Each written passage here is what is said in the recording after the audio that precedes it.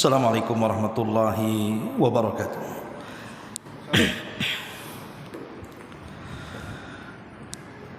Alhamdulillah wassalatu wassalamu ala Rasulillah wa ala alihi wa sahbihi wa mawalah wa la hawla wa la quwata illa billahi wa ba'd.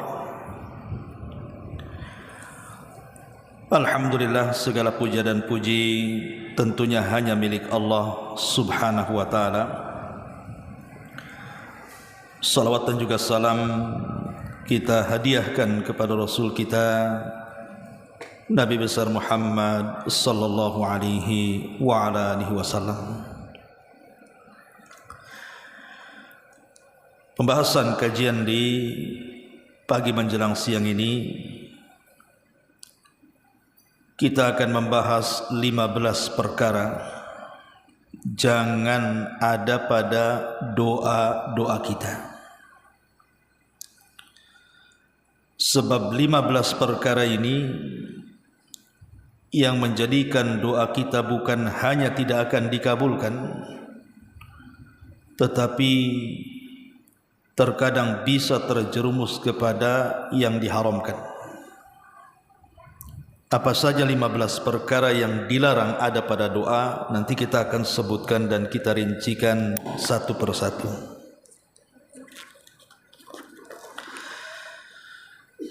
Ma'asyiral muslimat yang dimuliakan Allah subhanahu wa ta'ala, kita tahu bahwa doa itu adalah seutama-utama ibadah. Dan itu disebutkan dalam sebuah hadis.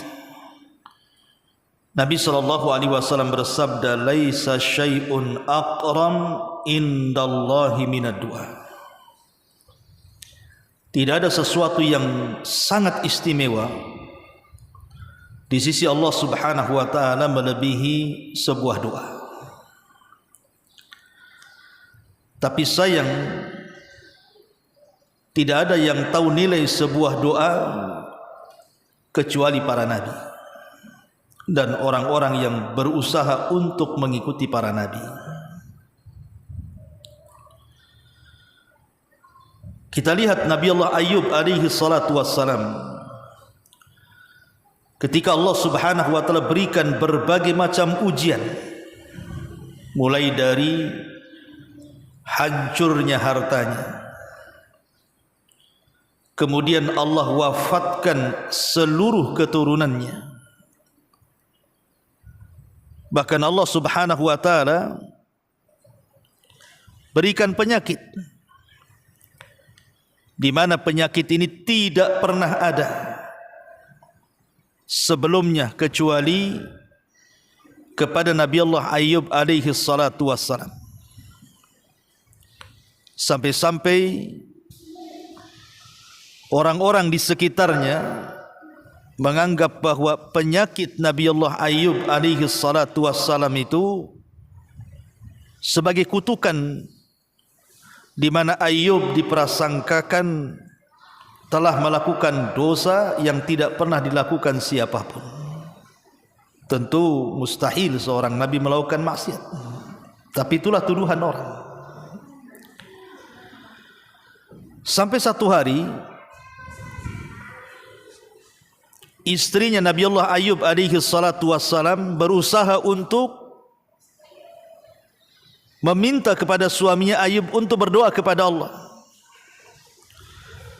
dan mengatakan, "Ya Ayub, lau da'auta rabbaka fa innahu sayastajibu lak." Wahai Ayub suamiku, kalau engkau berdoa kepada Allah subhanahu wa ta'ala, pasti Allah akan kabulkan doamu, karena engkau seorang yang saleh, kau seorang nabi, tidak mungkin tidak dikabulkan doanya. Tapi kemudian Nabi Allah Ayub alaihi salatu wassalam mengatakan kepada istrinya, mengingatkan akan nikmat dan mengatakan, "Wahai istriku, berapa banyak Allah telah memberikan nikmat kepada kita." Maka istrinya mengatakan 70 tahun. Maka Ayub mengatakan, musibah yang baru menimpa kita ini belum sampai 70 tahun, masih 18 tahun. Kalau seandainya aku mau sabar dengan musibah yang hanya baru 18 tahun dibandingkan dengan nikmat Allah yang 70 tahun, tidak imbang. Akhirnya kemudian istrinya pun terdiam. Sampai satu hari ada dua orang yang merupakan pengikut Nabi Allah Ayub alaihi salatu wasalam yang masih setia, selalu menjenguk Nabi Ayub alaihi salatu wasalam. Masalahnya kedua orang ini berbisik-bisik, di mana salah satunya mengatakan, jangan-jangan Ayub itu dikutuk Allah. Kemudian temannya mengatakan, bagaimana mungkin kau bisa mengatakan seperti itu? Maka dia mengatakan, coba lihat penyakit yang diderita Ayub itu. Bukannya sembuh tapi semakin parah. Tidak ada tanda-tanda kesembuhan, padahal sudah 18 tahun lewat penyakit itu menerpa Ayub. Kalau ini bukan kutukan, apa namanya? Maka berdialoglah dua orang ini. Qadarullah, dialognya terdengar ke telinga Ayub. Maka Nabi Allah Ayub alaihi salatu wasallam langsung berdoa kepada Allah subhanahu wa ta'ala dan mengatakan, Rabbi inni massaniyadh-dhurr wa anta arhamur rahimin. Ya Rabb, aku tahu engkau yang menimpakan madarat ini kepadaku, tapi aku tahu juga bahwa engkau zat yang maha penyayang dari seluruh hamba-hambamu penyayang. Seolah-olah Ayub mengatakan bahwa penyakit yang dideritanya dan musibah yang menimpanya tidaklah Allah timpakan kepada dia, melainkan karena kasih sayang seorang Khalik kepada makhluknya, seorang pencipta kepada hamba-hambanya. Akhirnya kemudian setelah Ayub alaihi salatu wasallam terus berdoa dan mengatakan, Rabbi inni massaniyadh-dhurr wa anta arhamur rahimin, maka Allah katakan, fastajabnalah, kami pun mengijabah doa Ayub. Akhirnya Allah kembalikan seluruh kekayaannya, Allah kembalikan seluruh keturunannya, dan Allah sembuhkan penyakit-penyakitnya. Begitulah nilai sebuah doa, Bu. Tidak ada yang mustahil bagi Allah. Maka jangan pernah bosan untuk berdoa. Ada perkara-perkara yang mungkin kita anggap mustahil, tapi bagi Allah itu mungkin, Bu. Tidak ada yang mustahil bagi Allah, walaupun kita menganggap mungkin, walaupun kita menganggap mustahil. Bagi Allah semuanya mungkin, karena innallaha ala kulli syai'in qadir. Allah itu atas segala sesuatu maha mampu. Maka jangan pernah bosan berdoa. Tetapi walaupun demikian, ada perkara-perkara yang dilarang dalam doa. Inilah pembahasan yang kita akan bahas. 15 perkara tidak boleh dilakukan saat berdoa. Yang pertama, tamannil maut min ajli bala'in nazalabi. Tidak boleh seseorang saat berdoa itu bercita-cita ingin meninggal karena sebuah musibah yang dideritanya. Di masyarakat,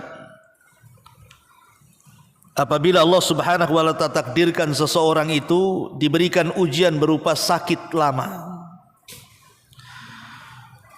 terkadang bukan hanya sebulan, 2 bulan, bertahun terkadang. Terkadang sebagian mereka harus meringkuk di ranjang, tidak bisa bangun.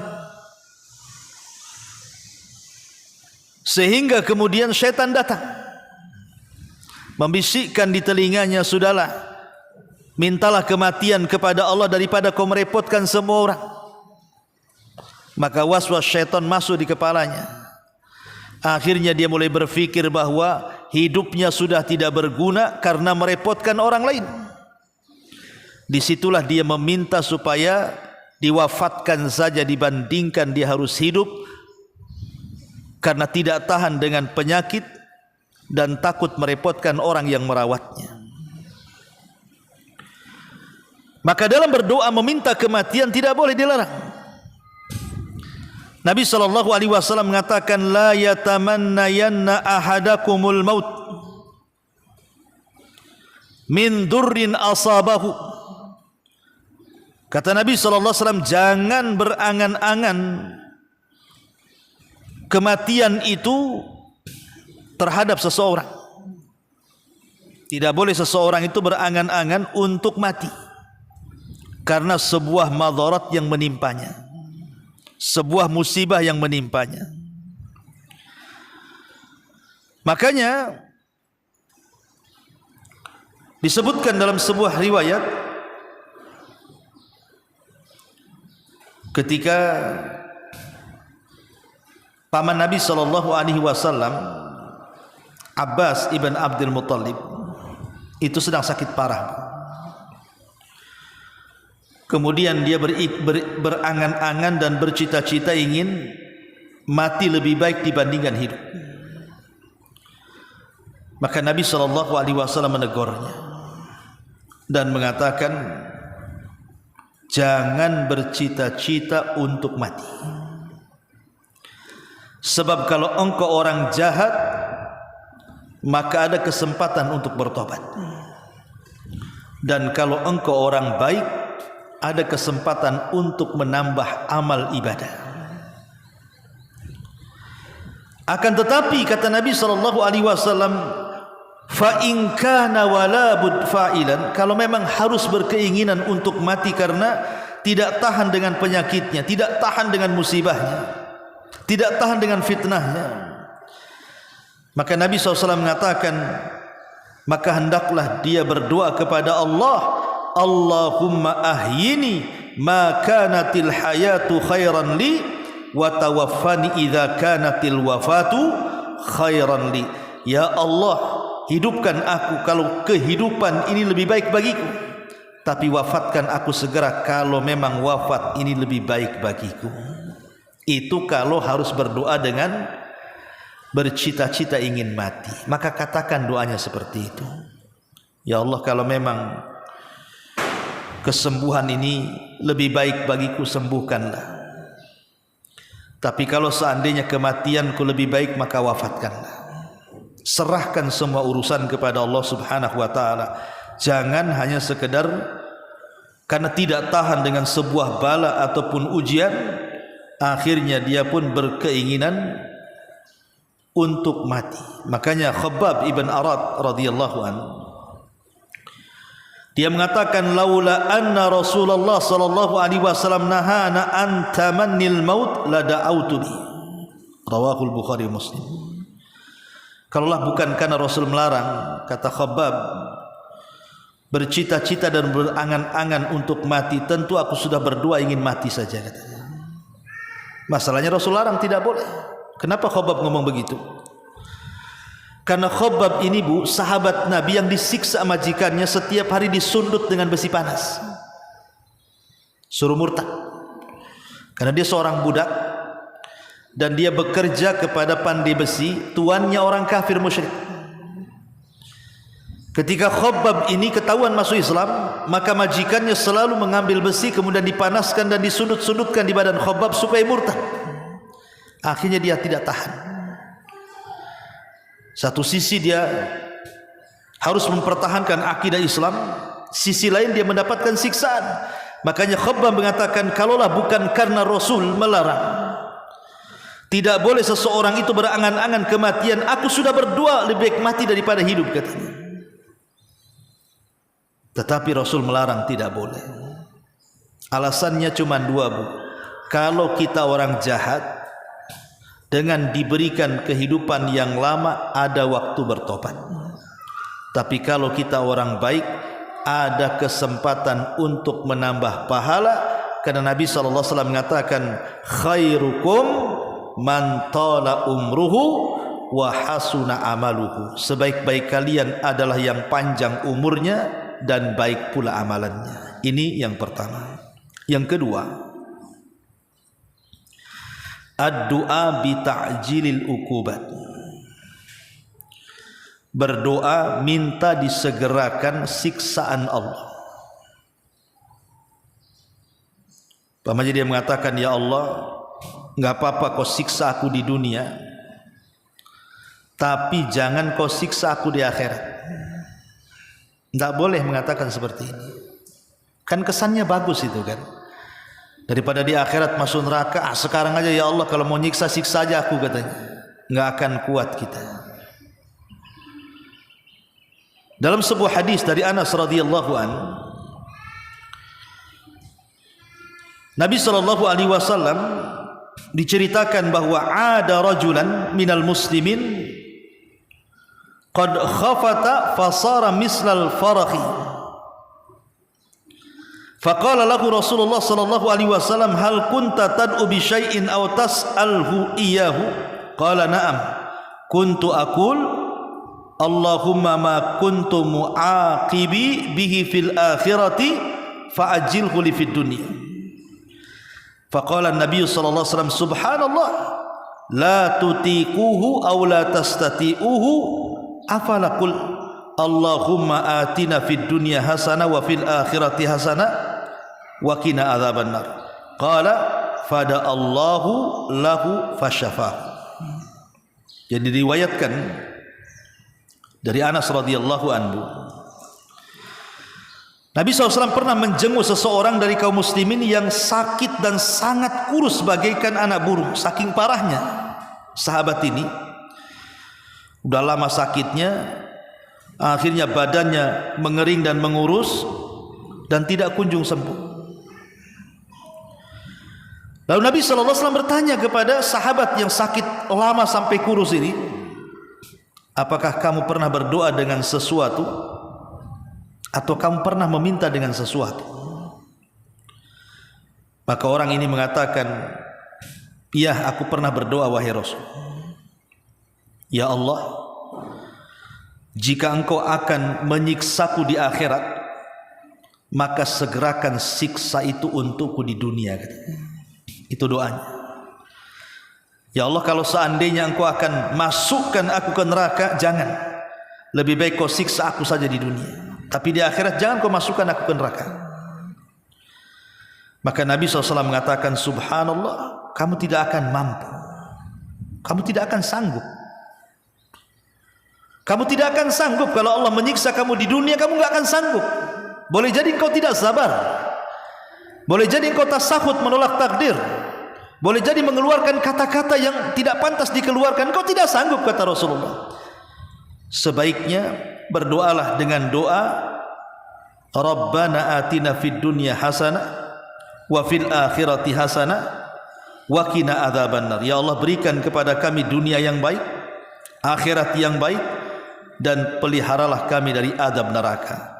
Lalu dia pun terus berdoa dengan doa sapu jagat ini. Akhirnya Allah sembuhkan penyakitnya. Jadi yang kedua, Bu, jangan berdoa meminta disegerakan siksa. Kita tidak akan sanggup. Tapi mintalah di dunia diselamatkan dari siksa Allah, di akhirat juga kita diselamatkan dari adab Allah, dan kita juga dimasukkan ke dalam surga. Kan enak tuh. Ya, ini yang kedua.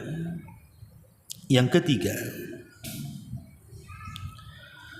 berdoa menengadahkan tangan ke langit, bukan membalikkan tangan ke bumi. Kan ada orang yang berdoa itu begini, bukan begini. Kata Rasul, berdoa seperti ini, bukan seperti ini. Karena saya lihat ada orang kalau minta kebaikan begini, kalau minta tolak bala diputar pula tangannya, akhirnya telapak tangannya ke bawah, punggung pula ke atas. Kata Nabi SAW, idza sa'altumullaha fas'aluhu bi butuni akufikum wa la tas'aluhu bi dhuhuriha wamsahu biha wujuhakum. Kata Nabi SAW, apabila kalian meminta kepada Allah, maka mintalah dengan kedua telapak kalian, tengadahkan kedua telapak kalian ke langit, dan jangan dengan punggung telapak tangan kalian, dan usaplah dengannya wajah-wajah kalian. Sebagian ulama ada yang mensahihkan hadis ini, ada yang melemahkan hadis ini. Bagi yang mensahihkan artinya mengusap setelah berdoa tidak ada masalah. Tapi bagi yang melemahkan tentu tidak perlu mengusap. Tapi jangan diingkari orang yang mengusap ataupun orang yang mengusap kepada yang tidak mengusap. Kan ini masalah kesahihan dan kelemahan hadis. Hadisnya satu. Tapi syahidnya di sini adalah jangan kalian berdoa dengan punggung telapak tangan, tetapi telapak tangan itulah yang kemudian diangkat tinggi-tinggi ke langit. Baik doa meminta kebaikan ataupun doa menolak bala, tetap kita angkat seperti ini, kedua tangan kita ke langit, makin dahsyat, makin tinggi lagi, sejajar dengan telinga. Ini juga harus dipahami. Kenapa? Karena ketika kita mengangkat kedua tangan dalam doa masalah, maka Nabi SAW pernah mengatakan, Innallaha hayyun karim, yastahi min abdihi idza rafa'a yadayhi an yaruddahuma sifra. Allah itu zat yang maha pemalu lagi maha pemurah. Allah malu kalau ibu menengadahkan kedua tangan ke langit, kemudian meminta kepada Allah, tiba-tiba Allah kosongkan kedua tangan kita. Allah malu, pasti Allah akan beri. Karena di antara syarat istijabah doa adalah mengangkat kedua tangan. Maka ini perkara yang ketiga. Perkara yang keempat, jangan berdoa dengan menggunakan kandungan-kandungan laknat. Tidak boleh berdoa yang di dalam doa itu ada kandungan laknat. Dalam sebuah hadis yang dikeluarkan Imam Muslim, kata Nabi SAW, la tad'u ala anfusikum wa la tad'u ala auladikum wa la tad'u ala khadamikum wa la tad'u ala amwalikum la tuwafiku minallahi sa'atan yus'alu fiha ata fayustajabu lakum. Jangan kalian mendoakan jelek kepada diri-diri kalian. Jangan mendoakan jelek kepada anak-anak kalian. Jangan mendoakan jelek kepada pembantu-pembantu kalian. Jangan mendoakan jelek kepada harta-harta kalian. Karena terkadang saat kita berdoa mencocoki waktu istijabah doa, ternyata doa itu Allah betul-betul kabulkan. Na'udzubillah. Ya Bu ya, jangan mendoakan jelek. Sial aku hari ini. Ngapain ibu sial-sialkan? Enggak boleh ibu ngomong sial kepada diri sendiri. Sial aku hari ini katanya. Enggak boleh. Nanti ketika kita ngomong begitu, pas pula bertepatan dengan istijab doa, betul-betul sial jadinya tuh. Sial aku punya anak katanya. Kalau aku tahu anakku kayak gini, sudah aku cekik waktu bayi biar dia mati katanya kan. Enggak boleh kita mendoakan buruk kepada anak kita. Lihat kisah Jurayj Bu. Jurayj ini bukan ahli maksiat Bu. Jurayj ini ahli ibadah. Enggak pernah keluar dari saumaahnya, dari tempat ibadahnya itu. Salat aja kerjanya si Jurayj itu. Kesalahannya satu Bu, si Jurayj ini. Ketika dipanggil ibunya tak mau datang. Bukan karena main-main, bukan karena kesibukan dunia. Dia sedang sholat. Dipanggilnya itu lo sedang sholat. Jadi Jurayj dalam hatinya, apakah harus membatalkan sholatku ataukah aku terus sholatku? Kalau aku batalkan sholatku, aku durhaka kepada Allah. Kalau aku tidak membatalkan sholatku, aku durhaka kepada orang tua. Akhirnya ditimbang-timbang, lebih baik durhaka kepada orang tua dibandingkan durhaka kepada Allah. Akhirnya dia meneruskan sholat. Padahal harusnya Jurayj membatalkan, kan itu sholat sunnah, bukan sholat wajib. Karena panggilan orang tua lebih wajib dibandingkan sholat sunnah. Ya, karena Jurayj tidak ada pengetahuan soal itu. Ibunya marah Bu, karena melihat Jurayj ini asik di dalam musola aja di masjid terus enggak keluar-keluar. Ibunya sampai mengeluarkan kalimat-kalimat laknat Bu, dan mengatakan, ya Allah, jangan kau wafatkan putraku si Jureid sampai kau kirim wanita pelacur itu supaya dia enggak di masjid terus katanya. Rupanya setelah ibunya meninggal, terkadang doa itu tidak lantas hari ini berdoa besok dikabulkan. Terkadang sudah lama, sudah lupa, baru dikabulkan oleh Allah Azza wa Jalla. Betul. Akhirnya si Jureid didatangi wanita pelacur persis seperti doa ibunya. Digodanya si Jureid, tapi Jureid pun tidak bergeming karena kuat keimanannya. Sampai akhirnya si pelacur ini membuat khilah, membuat makar, berzina dengan seorang penggembala, akhirnya hamil, kemudian punya anak, dituduhlah Jureid yang menghamili dan itu anak si Jureid. Oh, marah Bani Israel.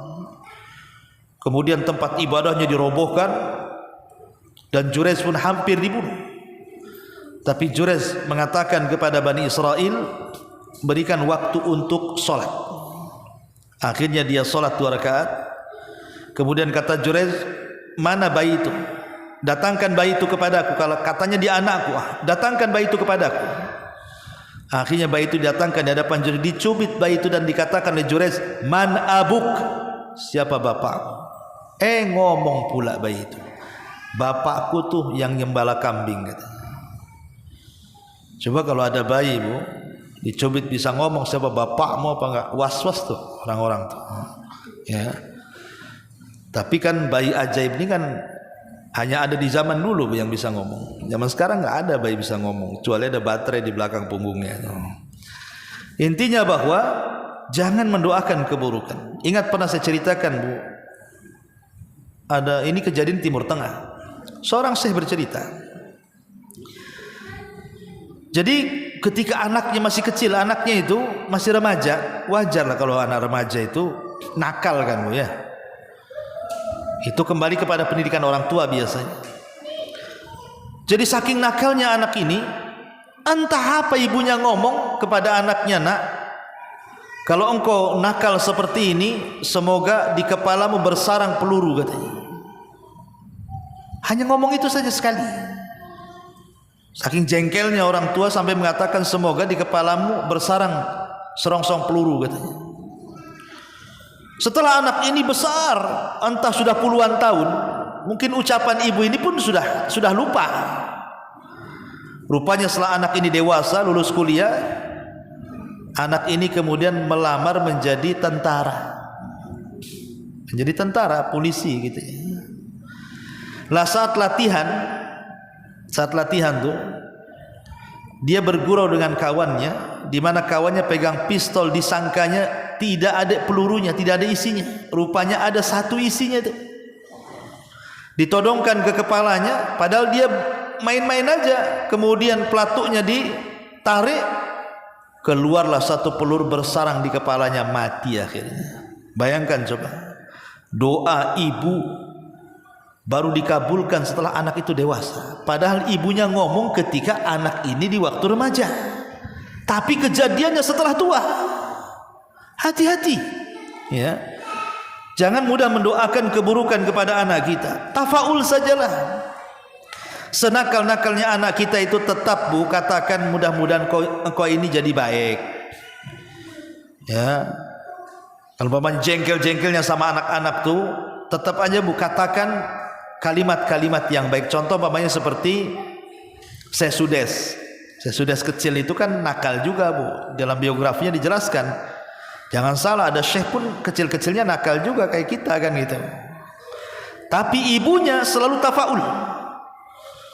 Kalau Sesudes ini berkelahi dengan kawan-kawannya di masa remajanya gitu, ataupun melakukan hal-hal yang menjengkelkan orang tuanya, ibunya hanya ngomong satu kalimat saja. Setiap mendapatkan Sesudes nakal, ibunya hanya mengucapkan satu kalimat dan itu diulang-ulang. Sudes, daripada kau nakal, sana pergi ke haram, semoga kau jadi imam di sana. Itu saja kalimatnya. Nanti besoknya buat nakal lagi, ibunya ngomong gitu lagi, daripada kau nakal, pergi kau ke haram sana, semoga kau jadi imam. Pokoknya setiap dia nakal itu yang keluar dari ibunya. Subhanallah, siapa yang tidak kenal Imam Sudes? Satu-satunya imam yang suaranya ditiru satu dunia. Orang hanya kenal Imam Sudais, kalau ke Mekah umroh hanya kenal imam itu saja. Ini saya Sudais ini suaranya kayak saya Sudais ini. Lihat. Kan enak Bu kalau ibu lihat anaknya nakal, sana ke Nidal Ilmi, oh jadi imam di sana. Kata Pak Imamnya, tunggu dulu lah kalau udah pensiun baru diganti. Artinya bahwa tafaul itu penting. Nah, sana ke Jabal Uhud sana. Bisa gantikan Ustaz Abu Mero di sana. Kan itu ya. Jadi supaya tafaul itulah mungkin ketika kita mengucapkan kalimat seperti itu di waktu yang mustajab doa. Ini yang keempat ya. Yang kelima, jangan berdoa di dalam doa itu terkandung qati'atur rahim. Di dalam doa itu memutus silaturahim. Pamannya ada orang tua yang jengkel dengan kelakuan mantunya. Ya Allah, sudahlah, nggak usahlah jodohkan lagi anak saya dengan suami, ya Allah, mudah-mudahan keduanya cerai, keduanya pisah. Nggak boleh. Masa orang tua doain anaknya supaya cerai? Ya.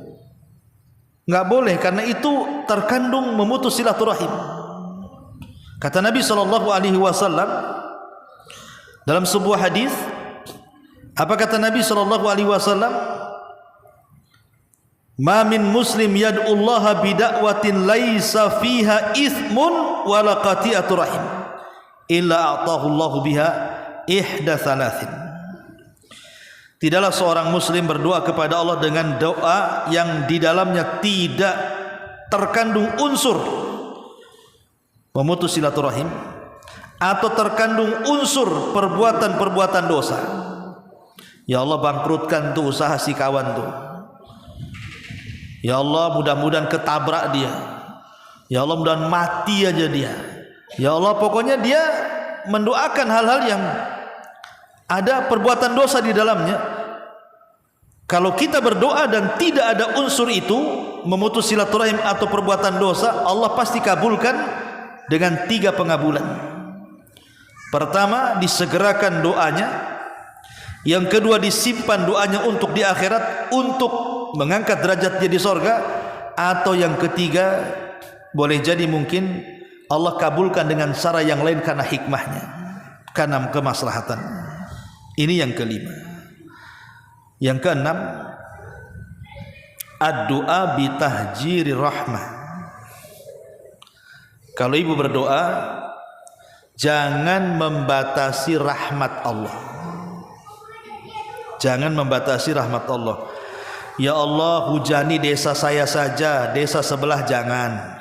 Itu tidak boleh Bu. Ya. Ya Allah, kasih rezeki saya saja, tetangga nggak boleh. Ya Allah, warung saya saja yang ramai, warung sebelah sepikan. Tidak boleh, itu membatasi rahmat Allah. Ya. Berdoa membatasi rahmat Allah tidak boleh Bu. Rahmat Allah ini luas. Masa berdoa seperti itu? Ya Allah, anak saya aja yang cerdas, anak orang bodohkan aja. Nah, itu kan nggak boleh Bu. Itu membatasi rahmat Allah. Kenapa demikian? Karena ada hadis Nabi SAW ketika ada Arab Badui kencing di masjid. Ya, di zaman Rasul Bu ada Arab Badui, namanya Badui nggak sekolah, masuk ke masjid kencing pula di pojok. Masjid kok dikencingi? Marahlah para sahabat nih. Hampir-hampir sahabat ini mau melakukan kekerasan kepada si Badui tadi. Tapi Rasul tahu. Kata Rasul, da'uhu, tinggalkan dia, biar aku yang mengatasinya.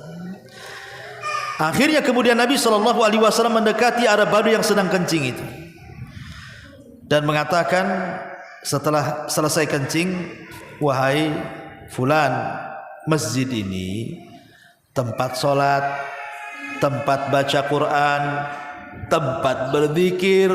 Rasul tidak mengatakan bukan tempat kencing, enggak. Justru objeknya tidak disebutkan tuh. Hanya mengingatkan fungsi masjid. Masjid ini tempat sholat, tempat zikir, tempat baca Quran. Dengan lembutnya Nabi SAW, akhirnya hatinya Arab Badui ini terenyuh dengan ucapan Nabi.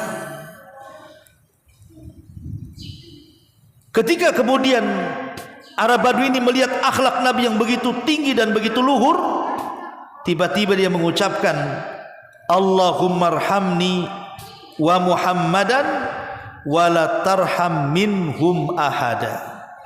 Ya Allah, rahmati aku dan Muhammad saja, dan jangan kau rahmati tuh yang melotot-melotot sama aku tuh, katanya. Yang mau jahat sama aku tuh jangan kau rahmati, katanya. Aku aja dengan Muhammad, katanya. Apa kata Rasul? Laqad hajjarta wasi'an. Laqad hajjarta wasi'an. Engkau sudah membatasi nikmat Allah yang luas. Jangan membatasi nikmat Allah. Jadi Buya, jangan membatasi nikmat Allah, nikmat dan rahmat Allah Subhanahu wa taala dalam setiap doa. Ini yang ke-6, yang ke-5, yang ke-7. Jangan mengucapkan doa seperti ini, Bu. Allahumma inni la as'aluka raddal qada walakinni as'aluka lutfa fihi. Ya Allah, aku tidak memohon kepadamu untuk mengubah takdirmu kepadaku, namun aku hanya memohon agar engkau bersikap lembut kepadaku. Jangan ucapkan kalimat ini. Ya Allah, aku tidak memohon kamu untuk mengubah takdirku. Tidak apa-apa takdirku seperti ini, tapi tolonglah tampakkan kelembutanmu kepadaku. Tidak boleh, ya, karena doa sendiri adalah merubah takdir. Doa lo bisa merubah takdir. Dia malah mengatakan apa? Ya Allah, nggak apa-apa, aku terima takdirmu, katanya. Tapi berilah kelembutanmu kepadaku. Justru kita meminta kepada agar takdir kita dirubah. Yang tadinya sakit jadi sembuh, yang tadinya fakir jadi kaya, ya, yang tadinya susah jadi senang, yang tadi banyak masalah dihilangkan masalahnya. Bukankah Rasul mengatakan la yarudul qada illa doa? Tidak ada yang bisa menolak ketentuan Allah kecuali doa. Maka tidak boleh kita ini mengatakan seperti itu, tapi mintalah perubahan takdir kepada Allah Subhanahu wa taala. Karena bagaimanapun Al-Imam Al-Bukhari membuat bab dalam sahihnya, bab man ta'awwadza billahi min darkis syaqa wa su'il qada wa qauluhu ta'ala qul a'udzu birabbil falaq min syarri ma khalaq thumma saqa qaulun nabi SAW. Dan firman Allah, katakanlah aku berlindung kepada dari kejahatan ciptaannya. Kemudian beliau mengambil sabda Nabi SAW, mohonlah perlindungan kepada Allah dari bencana yang berat, dari kecelakaan, dan dari takdir yang buruk. Jadi kita minta supaya takdir kita ini dirubah. Ya, jangan ngomong ya Allah tidak apa-apalah kamu tidak merubah takdirku pun, tapi tolonglah tampakkan kelembutanmu. Enggak boleh mengucapkan kalimat ini. Kenapa? Karena kita minta supaya dihindarkan dari keburukan. Ya, dengar enggak Bu ya? Dengarlah ya. Saya kan kenceng juga teriak-teriak nih. Enggak apa-apa, serak-serak, tapi yang penting ibu dengar, ya. Qadarullah listrik mati. Enggak apa-apa, sauna sebentar, Bu, ya. Ini yang nomor 7. Nomor 8, al-i'tida'u fid doa, berlebihan dalam doa. Jangan melampau dalam doa, Bu. Apa melampau dalam doa itu? Melampau dalam doa itu terkadang dia meminta sesuatu yang tidak boleh diminta. Contoh umpamanya, ya Allah, kekalkan aku di dunia. Ini kan melampau. Manusia pasti mati, kau minta kekal pula. Ya Allah, kalau bisa aku nggak pernah makan, nggak pernah minum, tapi aku hidup terus. Ya nggak mungkin. Manusia itu makan minum. Ya, masa mintanya kayak gitu? Ya. Umpamanya, ya Allah, buat aku kaya terus sampai kiamat. Nggak bisa, ya kan? Orang itu kadang pasang surut. Ya Allah, sehatkan aku sampai kiamat. Nggak bisa, kan itu ya? Itu melampau namanya. Nggak boleh. Atau meminta, ya Allah, nanti kalau aku masuk surga, aku boleh nawarga. Nah, buatkan istana lah yang bagus untukku kayak di dunia. Nggak boleh, itu melampau. Ya. Jadi tidak boleh kita ini melampau, apa meminta yang mustahil kepada Allah, atau meminta sesuatu yang tidak boleh diminta. Nggak boleh, itu doa seperti itu dilarang di dalam Islam. Ya, ini yang nomor 8. Yang nomor 9, doa ampunan kepada orang-orang kafir walaupun itu kerabat kita. Ibu punya orang tua mati kafir, naudzubillah, kita berlindung kepada Allah, mudah-mudahan orang tua kita tidak kafir. Kalau seandainya ada orang anaknya muslim, orang tuanya kafir, meninggal dalam kondisi kafir, maka anaknya tidak boleh mendoakan ampun kepada orang tuanya. Karena itu pernah dilakukan Nabi kepada Abu Talib. Abu Talib itu kan mati kafir, ya. Allah takdirkan akhirnya Abu Talib ketika meninggal tidak mengucapkan 2 kalimat syahadat. Maka dia sepakat mati kafir, kata para ulama ahli sunnah. Maka Rasul berdoa memintakan ampun untuk Abu Talib karena sayangnya Rasul kepada Abu Talib. Justru turun ayat yang menegur Nabi SAW, maka nalin nabi walladzina amanu an yastaghfiru lil musyrikin walau kanu ulil qurba mim ba'di ma tabayyana lahum annahum ashabul jahim. Tidak layak bagi seorang nabi dan orang-orang yang beriman memintakan ampun kepada orang-orang musyrik atau kafir walaupun mereka kerabat kita, kecuali mereka masih hidup. Kalau orang tua masih hidup, saudara masih hidup dan mereka non muslim, maka kita boleh berdoa supaya mereka dapat hidayah, mereka dapat kebaikan, mereka dapat jalan yang benar, maka itu boleh. Tapi kalau sudah meninggal, tidak boleh mendoakan dengan cara memintakan ampun akan dosa-dosa mereka, karena percuma, ya, percuma, tidak akan diampuni dosanya. Ini yang nomor 9. Yang nomor 10, jangan berdoa yang ada kandungan kesyirikan. Jangan berdoa yang di dalamnya terkandung kesyirikan. Memanggil-manggil orang-orang yang di kuburan, wahai Syekh fulan, wahai wali fulan, tidak boleh. Minta itu kepada Allah, bukan kepada kuburan fulan dan fulan.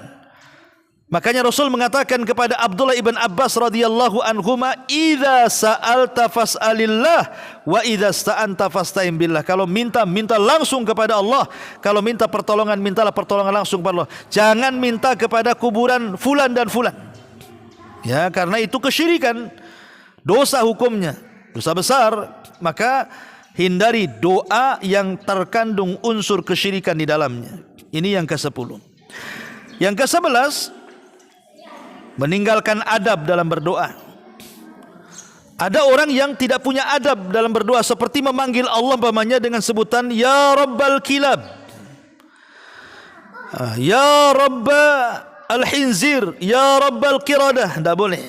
Wahai Rabb pencipta anjing, wahai Rabb pencipta babi, wahai Rabb pencipta kera-kera, aku meminta kepadamu. Tidak boleh. Ya memang anjing, babi, kera itu Allah yang ciptakan, tapi ya beradablah. Ya. Seperti apa? Wahai Rabb pencipta langit dan bumi, kan itu kan enak itu dengarnya kan. Wahai Rabb yang memiliki kekuasaan, kan beradab namanya. Ini wahai Rabb pencipta Rabbnya kambing, Rabbnya anjing, Rabbnya, itu enggak beradab tuh. Jangan seperti itu. Walaupun betul memang kambing yang menciptakan Allah, tapi kurang beradab. Ya, maka beradablah dengan Allah Subhanahu wa taala. Ini yang nomor 11. Nomor 12, bersegera saja. An ya'tamida ala ghairi fi du'a. Jangan sedikit-sedikit minta doa kepada orang. Kayaknya kalau dia berdoa sendiri untuk diri sendiri kurang pede. Mungkin karena banyak dosanya, karena tidak pantas, akhirnya sedikit-sedikit datang kepada ustadz, kepada tuan guru, kepada orang saleh, minta doa. Dia kalau berdoa enggak pede, ya jangan. Seorang laki-laki datang kepada Malik ibn Dinar dan mengatakan, aku meminta kepadamu karena Allah untuk mendoakan aku, wahai imam, karena saya ini lagi susah. Maka kata Malik ibn Dinar mengatakan kepada orang ini, idzan fas'alhu, kalau begitu berdoalah, enggak usah minta doa dari aku. Kenapa? Karena posisi kamu ini sedang diijabah, karena kau susah, ya. Jadi berdoa itu diri sendiri dulu, ya, baru kemudian kalaupun harus meminta doa orang lain, maka mintalah kepada orang saleh. Tapi bagaimanapun meminta kita untuk diri kita dan kebaikan kita itu lebih baik dibandingkan kita meminta doa kepada orang lain. Ini yang nomor 12. Yang nomor 13, Al-ya'su wa qillatul yakin min ijabati doa. Kurang yakin kalau doanya akan dikabulkan tuh. Kayaknya kurang yakin nih. Kenapa saya sudah sering doa kok penyakit saya kok nggak diangkat-angkat ya. Saya sering doa kok usaha saya kok nggak dilancar-lancarkan ya. Saya sering doa kok saya belum ada perubahan ya. Nggak yakin ya. Ya, nggak boleh. Doa itu harus yakin. Karena Nabi SAW yang mengatakan seperti itu, wa antum muqinuna bil ijabah. Kamu harus yakin bahwa Allah akan mengabulkan doa kita. Tidak di dunia, di akhirat. Dan tidak ada ruginya orang berdoa. Kemudian yang 14, al-mubalaghatu fi raf'i saut. Kencang dalam suara, wa tarkibil kalimat, dan juga menyusun kata. Disusun kayak orang syair, Bu, ya. Kan ada doa itu disusun dulu teksnya, kemudian dibaca. Tidak perlu Allah itu tahu doa-doa kita. Tidak perlu kita susun kata-katanya. Oh, ibu minta apa saja, Allah sudah tahu. Belum lagi kita katakan, Allah sudah tahu. Maka jangan takalluf, membeban-bebankan diri dengan merangkai kata dan suara berteriak-teriak. Karena Allah itu dekat dengan kita, Dia tidak jauh sehingga harus berteriak, dan cukup khufiyah. Ya, samar-samar saja. Dan yang terakhir tentunya an-nadharu ila sama fid du'a. Tengadahkan wajah kita ke langit, Bu. Jangan doa itu sambil tengok. Ini doa apa ini? Ada orang doa itu tengok enggak jelas, Bu. Sambil doa sekali-kali nengok ke kanan, nengok ke kiri, ke belakang, ke depan. Itu enggak khusyuk. Doa itu perlu kehusyuan. Ya, jadi jelas arah doanya kemana. Itulah meminta kepada Allah Subhanahu wa ta'ala. Dan doa itu sesuai dengan yang kita hajatkan. Apa yang kita hajatkan itulah yang kita minta kepada Allah Subhanahu wa ta'ala. Wallahu a'lam bishawab. Sudah jam 11 juga, dan kondisinya juga mati ya, Bu ya. Udahlah, nggak ada soal jawab. Kita tutup dengan doa kafaratul majlis. Subhanakallahumma bihamdika asyhadu an la ilaha illa anta astaghfiruka wa atubu ilaik. Allahu ta'ala alam. Assalamualaikum warahmatullahi wabarakatuh.